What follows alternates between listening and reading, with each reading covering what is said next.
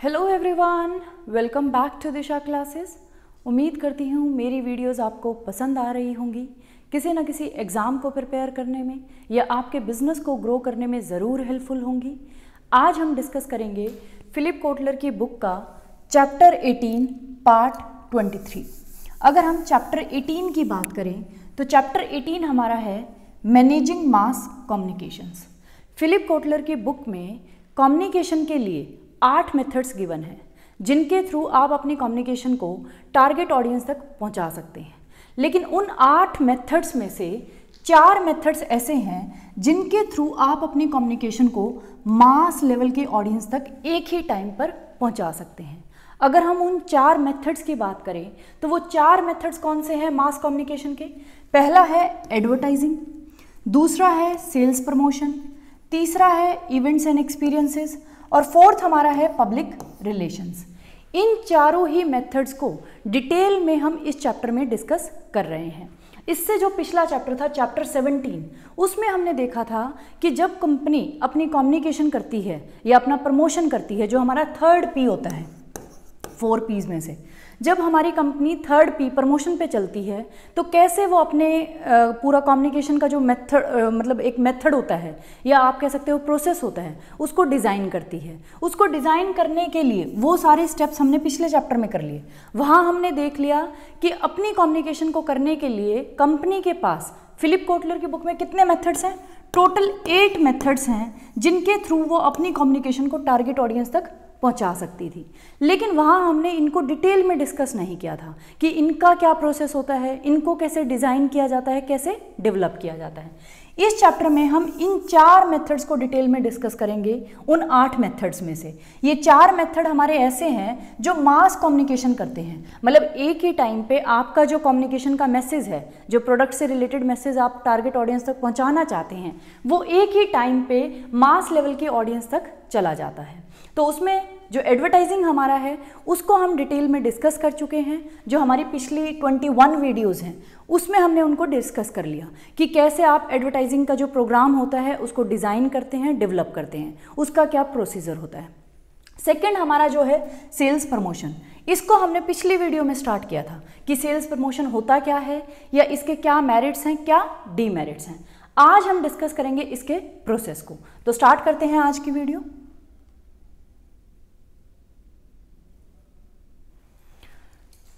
तो लास्ट हमने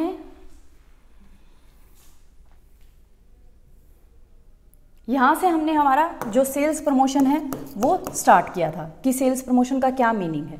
उसके बाद नेक्स्ट पे हमने देखा था इसके कुछ एडवांटेज, कुछ डिसएडवांटेज। और जो हमारा लेटेस्ट मेथड है सेल्स प्रमोशन का वो हमारे थे डिजिटल कूपन। ये हमने लास्ट वीडियो में डिस्कस कर लिया था। आज हम क्या करेंगे, आज हम देखते हैं कि जो सेल्स प्रमोशन का प्रोग्राम होता है उसको जब कंपनीज डेवलप करती हैं, डिज़ाइन करती हैं कि कैसे सेल्स प्रमोशन किया जाएगा, कब किया जाएगा, तो पूरा एक प्रोसेस होता है। उसी प्रोसेस को आज हम स्टार्ट करेंगे। ऐसे ही हमारा एडवर्टाइजिंग का एक पूरा प्रोसेस था कि कैसे एडवर्टाइजिंग का प्रोग्राम डेवलप किया जाता है। तो इस चैप्टर में हम इन्हीं मेथड्स को डिटेल में डिस्कस कर रहे हैं और कुछ नहीं। तो स्टार्ट करते हैं मेजर डिसीजंस। जब आप सेल्स प्रमोशन की सोचते हैं कि मुझे मेरे प्रोडक्ट के लिए सेल्स प्रमोशन करना पड़ेगा अपनी प्रमोशन करने के लिए या अपनी कम्युनिकेशन को टारगेट ऑडियंस तक पहुंचाने के लिए, तो आपको कौन से मेजर डिसीजंस हैं जो आपको लेने पड़ते हैं। ये स्टेप वाइज हैं। In using sales promotion a company must establish its objective. सबसे पहले तो कंपनी को अपना ऑब्जेक्टिव पता करना है कि क्या ऑब्जेक्टिव है उसका सेल्स प्रमोशन के थ्रू जो वो अचीव करना चाहती है। क्योंकि किसी कंपनी का हो सकता है कि वो अपनी सेल्स को इंक्रीज करना चाहती हो। क्लियर? अगर सेल्स को इंक्रीज करना है तो उसके लिए बहुत सारे मेथड्स हैं हमारे पास। या तो आप डिस्काउंट दे दो, क्लियर, या रिबेट दे दो या कैशबैक ऑफर दे दो। तो बहुत सारे सेल्स प्रमोशन के टूल्स हैं, उनको हम आगे डिस्कस करेंगे। तो पहले तो आप ये डिसाइड करें कि सेल्स प्रमोशन करने का आपका ऑब्जेक्टिव क्या है, या आप उनसे रिपीट परचेज करवाना चाहते हैं। अगर आप उनसे रिपीट परचेज करवाना चाहते हैं तो आप क्या करेंगे कि इस बार अगर आप हमसे खरीदोगे और नेक्स्ट टाइम जब आप खरीदोगे तो 20% ऑफ मिलेगा। यहाँ आप क्या ऑब्जेक्टिव लेके आए हैं कि भी हमें रिपीट परचेजेस करवानी है। एक बार करा तो आपने कस्टमर को कुछ नहीं अवेलेबल करवाया, लेकिन नेक्स्ट टाइम अगर वो आपसे परचेज करता है तो आप उसे 20% ऑफ दे रहे हैं। अगर आप थर्ड टाइम के लिए आप उसे बोलते हैं कि थर्ड टाइम अगर आपसे परचेज करेगा तो मैं आपको 50% ऑफ दूंगा। यहाँ आपका ऑब्जेक्टिव है रिपीट परचेजेस। तो सबसे पहले हमारा काम क्या है, जब भी हम सेल्स प्रमोशन के लिए प्रोग्राम को डिज़ाइन करते हैं तो हमें डिसाइड करना है कि हमारा ऑब्जेक्टिव क्या है जो हम चाहते हैं कि सेल्स प्रमोशन के थ्रू अचीव हो। उसके बाद सेलेक्ट द टूल्स, ये है हमारा सेकेंड स्टेप। फिर आपको ये डिसाइड करना है कि आप कौन से टूल का यूज़ करेंगे, क्योंकि सेल्स प्रमोशन के लिए आपके पास बहुत सारे टूल्स अवेलेबल हैं। आप कूपन्स दे सकते हैं, डिजिटल कूपन्स दे सकते हैं, कोई प्रीमियम दे सकते हैं, कैशबैक दे सकते हैं, या फिर आप फ्री गिफ्ट्स दे सकते हैं, डेमोन्स्ट्रेशन दे सकते हैं, कॉन्टेस्ट करवा सकते हैं। तो बहुत सारे टूल्स अवेलेबल हैं कंपनीज़ के पास सेल्स प्रमोशन के लिए। उन्हीं टूल्स में से आपको सेलेक्ट करना है कि किस टूल को आप यूज़ करेंगे। थर्ड, फिर आपको अपना जो प्रोग्राम है उसको डेवलप करना है। प्रोग्राम को डेवलप करने का मेथड मतलब है कि आप यहाँ साइज़ डिसाइड करेंगे, आप डेट डिसाइड करेंगे, आप प्लेस डिसाइड करेंगे, सारी चीज़ें आप डिसाइड करेंगे कि कब हम सेल्स प्रमोशन को लॉन्च करेंगे, किस साइज़ पे करेंगे, किन कस्टमर्स को देंगे, कितनी ड्यूरेशन के लिए देंगे, किस प्लेस पे देंगे, कितनी डेट्स के लिए अवेलेबल करवाएंगे। ये सारी चीज़ें आप थर्ड स्टेप पर करेंगे जहाँ हम अपने प्रोग्राम को डेवलप करेंगे। फोर्थ स्टेप हमारा आएगा इम्प्लीमेंट। फिर आप क्या करेंगे, इम्प्लीमेंट कर देंगे।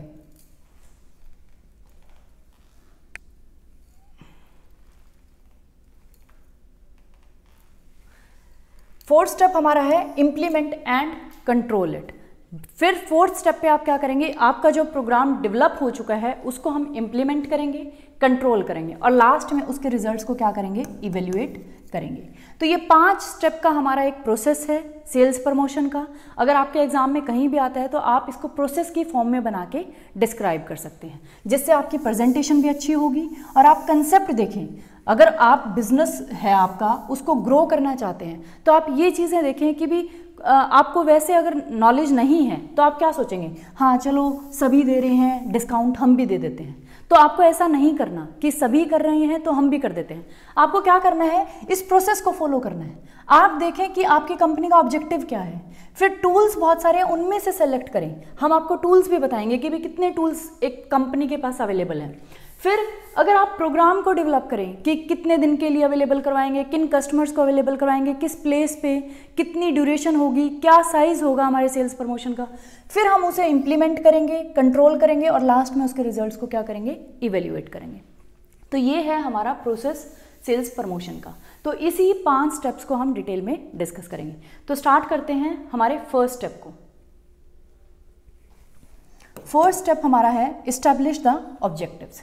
Sales promotion objectives derive from communication objectives which derive from basic marketing objectives for the product। आप एक सीक्वेंस देखिए ऑब्जेक्टिव्स की। आपको लगता है कि सेल्स प्रमोशन के जो ऑब्जेक्टिव हैं वो सीधा निकल के आ जाएंगे, नहीं। सेल्स प्रमोशन का ऑब्जेक्टिव कहाँ से निकल के आएगा, आपके कम्युनिकेशन के ऑब्जेक्टिव से, कि एक्चुअल में आपका कम्युनिकेशन का ऑब्जेक्टिव क्या है। और कम्युनिकेशन का ऑब्जेक्टिव कहाँ से निकल के आएगा, आपके बेसिक मार्केटिंग के ऑब्जेक्टिव से जो आपके प्रोडक्ट के लिए आपने डिसाइड कर रखा है। तो अगर आपसे कभी भी एग्जाम में पूछ लिया जाए कि इन ऑब्जेक्टिव्स की हायरार्की क्या है, तो सबसे ऊपर हमारा कौन सा ऑब्जेक्टिव आता है। अगर हम बात करें तो सबसे ऊपर हमारा आता है मार्केटिंग ऑब्जेक्टिव। सबसे पहले तो आपके पास कोई मार्केटिंग ऑब्जेक्टिव होगा अपने प्रोडक्ट के लिए। आपने अपने प्रोडक्ट के लिए एक मार्केटिंग ऑब्जेक्टिव सेट कर रखा होगा। उसी मार्केटिंग ऑब्जेक्टिव से निकल के आता है आपका कम्युनिकेशन ऑब्जेक्टिव, कि हम जो अपनी कम्युनिकेशन टारगेट ऑडियंस तक पहुंचाएंगे तो उसका ऑब्जेक्टिव हमारा क्या है। ब्रांड की अवेयरनेस को क्रिएट करना, या ब्रांड को परचेज करने के लिए मोटिवेट करना, या उनको रिमाइंड करवाना, ये हमारे थे कम्युनिकेशन ऑब्जेक्टिव्स। इन्हीं कम्युनिकेशन ऑब्जेक्टिव से आपका निकल के आएगा सेल्स प्रमोशन का ऑब्जेक्टिव।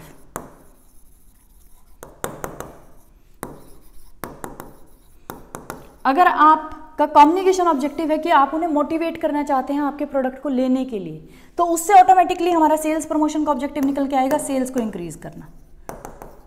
क्लियर। तो ये हमारी एक हायरार्की रहती है ऑब्जेक्टिव्स की, कि आपके जो सेल्स प्रमोशन का ऑब्जेक्टिव है वो निकल के आएगा कम्युनिकेशन ऑब्जेक्टिव से, और कम्युनिकेशन ऑब्जेक्टिव अपने आप में कहाँ से निकल के आता है, जो आपके प्रोडक्ट के लिए आपका मार्केटिंग बेसिक ऑब्जेक्टिव है। बेसिक मार्केटिंग का क्या ऑब्जेक्टिव है, आप मार्केटिंग कर ही क्यों रहे हैं, आप मार्केटिंग के पीछे क्या ऑब्जेक्टिव लेके चल रहे हैं कि ये मुझे अचीव करना है मेरी मार्केटिंग के थ्रू।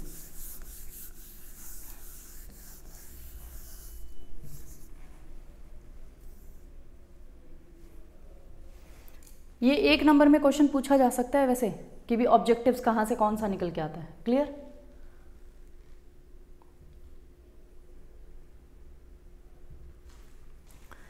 फिर ये कह रहे हैं फॉर कंज्यूमर्स। अब ऑब्जेक्टिव्स की अगर हम बात करें, कंज्यूमर्स के लिए आपके ऑब्जेक्टिव अलग हो सकते हैं, उसके बाद सेल्स फोर्स के लिए आपके ऑब्जेक्टिव अलग हो सकते हैं, रिटेलर्स के लिए आपके ऑब्जेक्टिव्स अलग हो सकते हैं।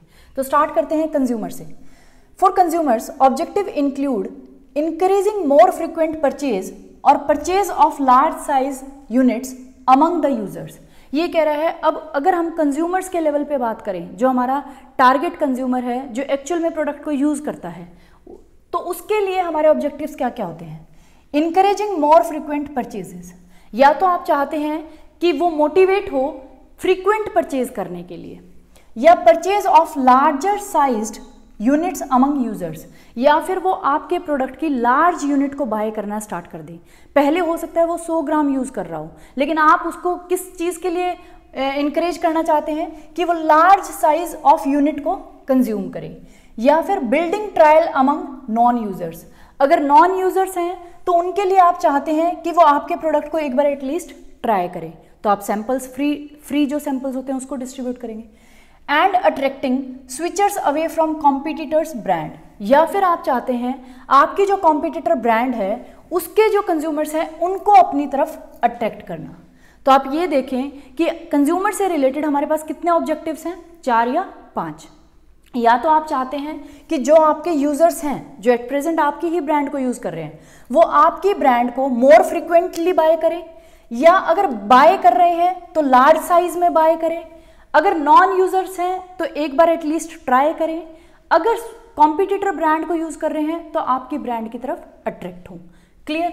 If some of the brand switchers would not have otherwise tried the brand, promotion can yield long term increase in the market share. ये कह रहे हैं अगर आज तक कुछ स्विचर्स ऐसे हैं जिन्होंने आपकी ब्रांड को कभी ट्राई ही नहीं किया, लेकिन अगर आप सेल्स प्रमोशन करते हैं तो हो सकता है कि वो लॉन्ग टर्म आपकी मार्केट शेयर को इंक्रीज कर दे, क्योंकि जब आप सेल्स प्रमोशन कर रहे हैं, उनको फ्री सैंपल्स दे रहे हैं, तो आज तक उन्होंने आपकी ब्रांड को, क्योंकि स्विचर्स तो है नहीं, वो किसी और ब्रांड के पास हैं, तो अगर आज तक उन्होंने आपकी ब्रांड को ट्राई नहीं किया तो हो सकता है वो आपकी ब्रांड को जब उन्हें फ्री सैंपल्स मिल रहे हैं तो ट्राई करें, और ट्राई करने के बाद लॉन्ग टर्म आपके मार्केट शेयर में इंक्रीज हो।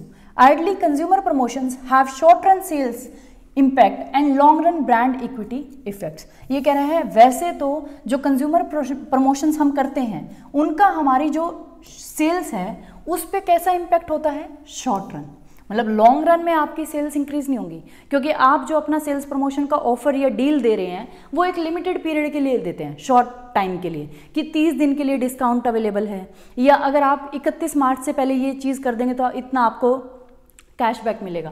तो जो आपके डील्स होती हैं प्रमोशन की या सेल्स प्रमोशन के टूल्स हैं वो आप शॉर्ट रन के लिए देते हैं, शॉर्ट टाइम के लिए देते हैं। तो जब शॉर्ट रन में तो आपकी सेल्स पे इम्पैक्ट होता है कंज्यूमर प्रमोशंस का, लेकिन लॉन्ग रन में आपकी ब्रांड इक्विटी पे इफेक्ट आता है। लॉन्ग रन में मान लो अभी आपने उनको क्या किया, फ्री सैंपल्स दिए, तो शॉर्ट रन में तो उन्होंने आपकी सेल्स को इंक्रीज कर दिया, उन्हें अच्छा लगा, वो आपसे परचेज कर रहे हैं, लेकिन अगर उनके इफेक्ट, उनको रिजल्ट्स अच्छे मिलते हैं तो लॉन्ग रन में जो इफेक्ट आता है वो आपकी ब्रांड इक्विटी पे आता है, वो उस कॉम्पिटिटर ब्रांड को छोड़कर आपकी ब्रांड पे स्विच कर जाते हैं। तो ये हमने देख लिया कि कंज्यूमर के लिए हमारा जो सेल्स प्रमोशन का प्रोग्राम होता है उसके क्या क्या ऑब्जेक्टिव्स होते हैं। फिर बात कर लेते हैं रिटेलर्स के लिए। Objectives include persuading retailers to carry new items and more inventory.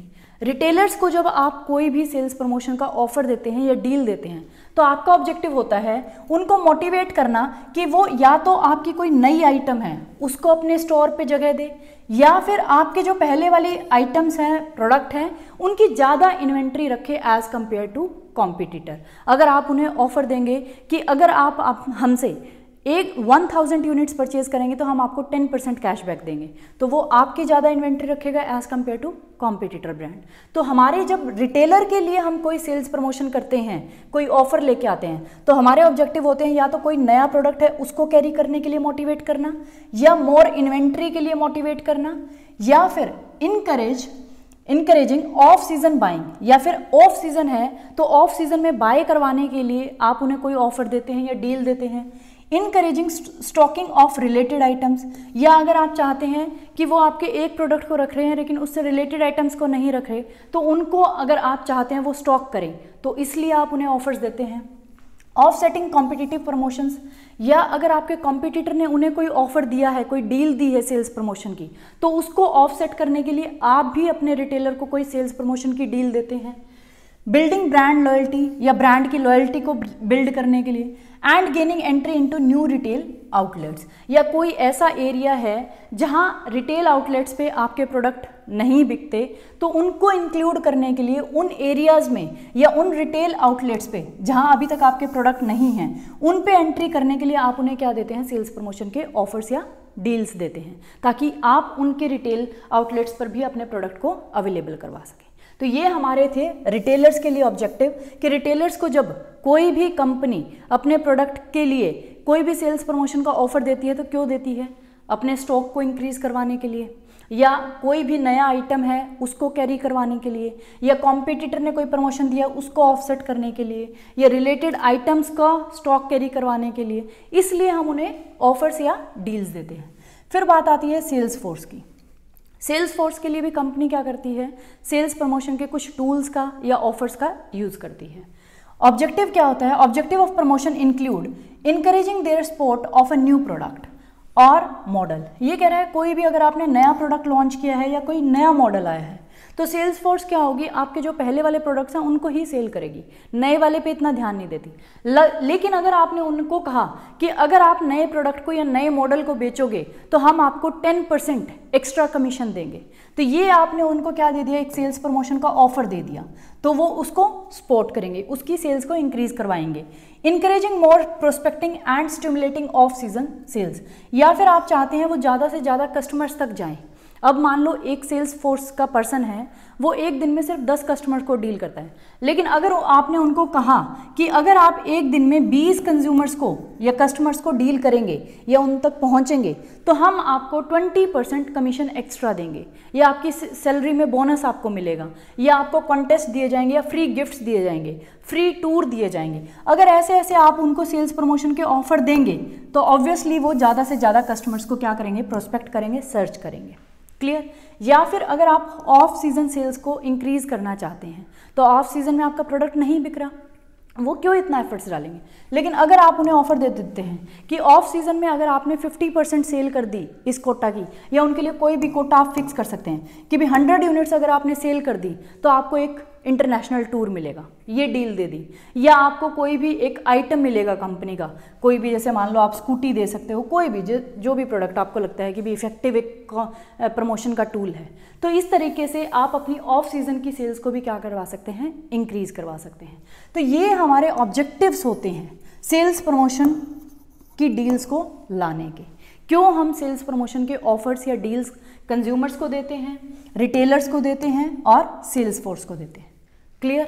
तो ये था हमारा आज का टॉपिक, जिसमें हमने सेल्स प्रमोशन का जो प्रोसेस है उसके फर्स्ट स्टेप को हमने कवर किया है कि सेल्स प्रमोशन करने के पीछे कंपनीज का क्या ऑब्जेक्टिव रहता है, क्यों कंपनीज सेल्स प्रमोशन के टूल्स को यूज़ करती है, क्यों आपको डिस्काउंट्स मिलते हैं, क्यों आपको रिबेट्स मिलती हैं, क्यों आपको कोई भी एक गिफ्ट फ्री मिलता है, या कोई भी हम कह सकते हैं प्रीमियम आइटम मिल जाता है किसी भी ब्रांड के आइटम के साथ। तो ये चीज़ें क्यों कंपनी करती है, क्या उनका ऑब्जेक्टिव होता है। तो वो या कंज्यूमर के लिए कर रही है तो उसका ऑब्जेक्टिव होता है कि फ्रीक्वेंट परचेजेस को बढ़ाना, या ज़्यादा आइटम्स को मतलब लार्ज साइज़ की यूनिट्स वो चाहती है कि भी आप कंज्यूम करें। तो इस तरीके से उनका कुछ ऑब्जेक्टिव होता है, तभी कंपनी आपको सेल्स प्रमोशन के ऑफर्स या डील्स देती है।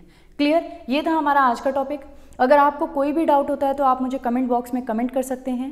Thank you for watching Disha classes.